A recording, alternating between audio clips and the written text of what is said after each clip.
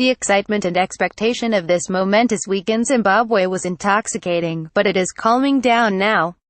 The new president is in office, but at what cost to the nation? It is widely reported that former President Robert Mugabe and his wife Grace could get a $10 million retirement bonus, immunity from prosecution and carte blanche to continue their luxurious lifestyle.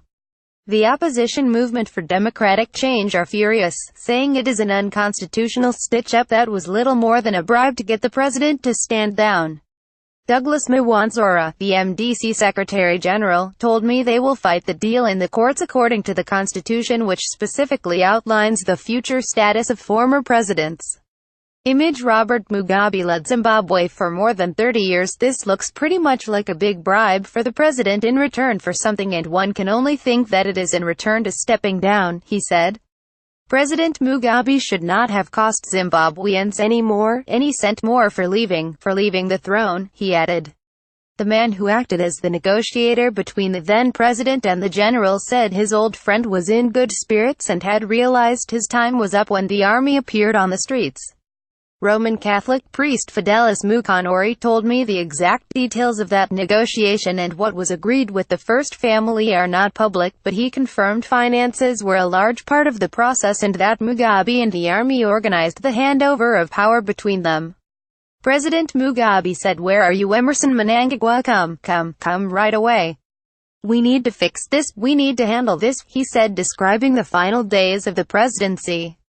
The planning that time, was when as soon as he would arrive, perhaps within the next 24 hours more or less, they would sit together, plan together, work out together issues pertaining to the party, issues pertaining to government, that would lead into the smooth takeover. Video faint applause as Mnangagwa thanks Father Mugabe on the question of money and assets. He added this: "If that what belongs to him through his own hard work is his, what is the problem? But if you are alluding that he took that which was not his, that's a different matter," he said. The ostentatious excesses of the first family irritated everyone in Zimbabwe. Pictures posted on social media of Grace's sons out clubbing, showing off $1,300 drinks bills and pouring champagne over a $60,000, an attempt by Grace and her supporters to take over the president's ZANU party, and the sacking of Mr. Mnangagwa. All these things together were simply too much for the military to accept.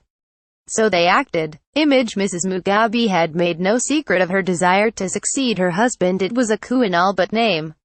Outside of Harare and the major cities, the poverty of Zimbabwe is quite striking. Just a few minutes into the countryside, people who will always have lived a simple rural life are suffering terrible hardship. They are poorer than they have ever been and they have no work. The new president is promising an economic revolution, but many will question if handing millions to a former leader who was responsible for all this is really a good start.